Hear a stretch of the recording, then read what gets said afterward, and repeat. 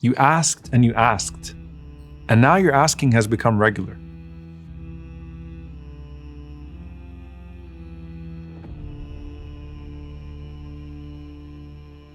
You've learned to talk to Allah throughout the day and throughout the night.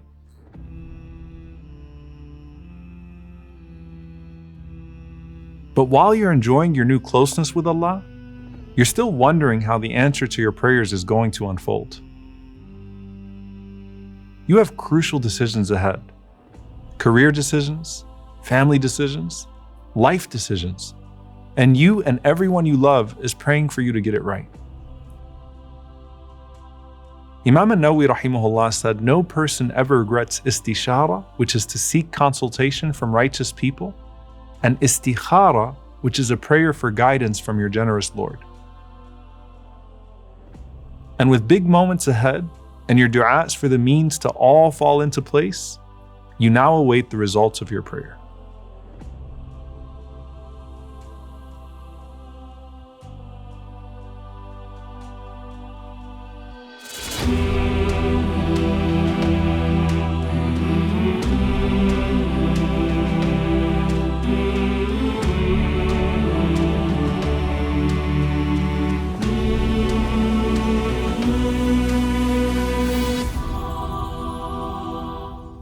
The Prophet ﷺ made dua for 13 years as he and his followers were persecuted for their Islam. But he never gave up on dua and continued even after witnessing his companions being tortured, his loved ones being boycotted, and no one on this earth seemingly willing to take him in. Now think of the Prophet ﷺ making the equivalent of the dua of Istikharah in Mecca, then ending up in Ta'if, then going back to make dua again while he was still covered in his blood after being rejected in Ta'if. Medina was always the attention, but Ta'if was an essential part of his journey. And sometimes the interim part of your dua is as essential as the final landing point. I made istikharah and I took a job, or I got into a relationship that ended up being bad for me. No, it was a springboard to something else. Zakaria alayhi salam made dua for a child for decades and decades without a baby being born. But how much was birthed for him and his wife in Jannah for every single time they made those sincere duas?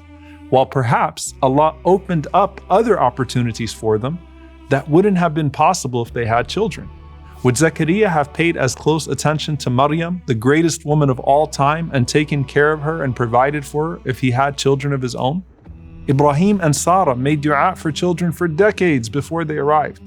Would Hajar and Ismail have even come into the picture if Ishaq was born 13 years earlier instead of his brother Ismail?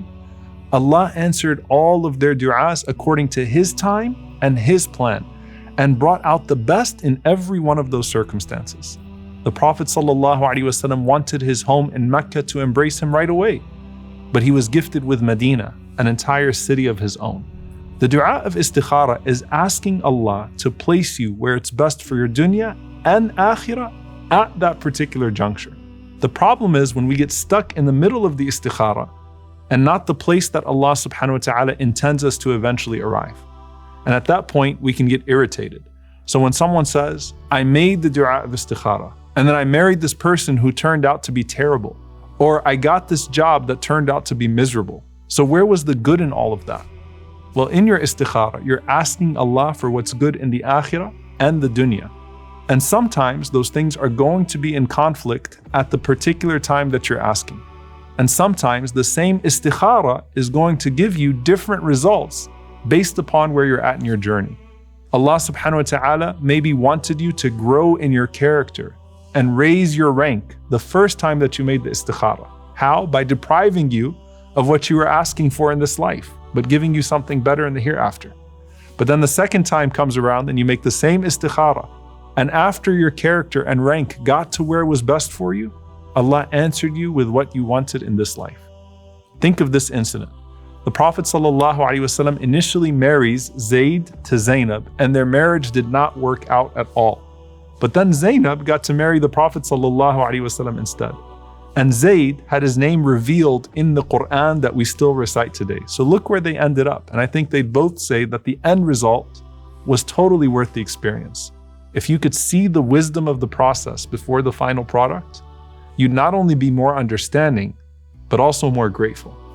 As Ibn al-Qayyim rahimahullah says, if the veils were lifted and you could see behind the scenes what Allah does out of kindness for you, your heart would melt out of love for Him. But too many of us have what he calls deformed tawakkul, where you demand not only the ending that you want, but also the means that you want to get there. Instead, pay closer attention. How many times have you walked past a version of fate that you didn't know you could have lived? How many examples has Allah put in your life of people that seem identical to you, but are placed upon divergent paths? That could have been you. And had it been you, it would have been better for you. Because whatever state leads your heart back to Allah is the best one for you at any given time.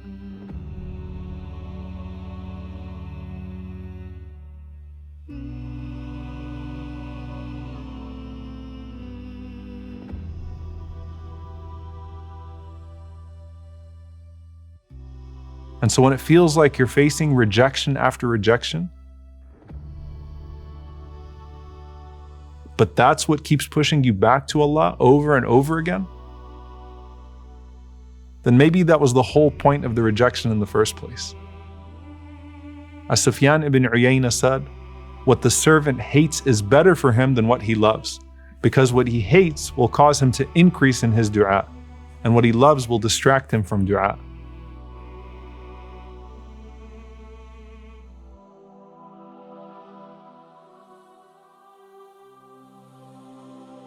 And as the time passes and the need becomes more urgent, your prayers become more urgent as well.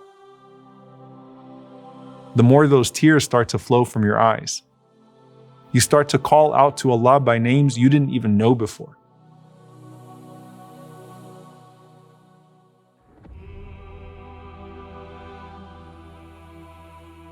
You connect with Allah on a higher level than ever.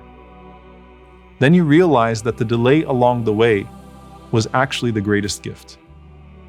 لا يكن تأخر أمد العطاء مع الإلحاح في الدعاء موجبا ليأسك فهو ضمن لك الإجابة فيما يختاره لك لا فيما تختاره لنفسك وفي الوقت الذي يريده لا في الوقت الذي تريده.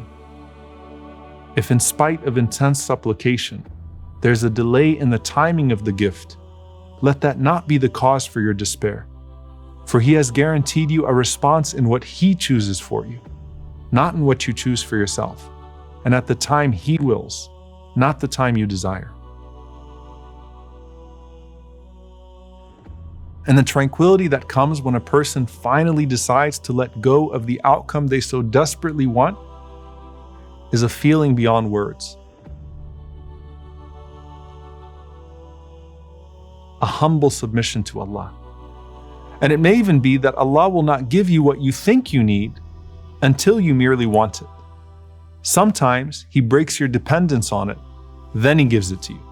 And sometimes in forms and from places you would have never imagined. وَمَنْ يَتَّقِ اللَّهَ يَجْعَلْ لَهُ مَخْرَجًا وَيَرْزُقْهُ مِنْ حَيْثُ لَا يَحْتَسِبُ.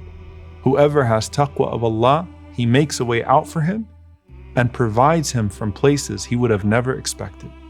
So when your next test comes along, you'll have more spiritual and mental strength to face it than you would have ever had before.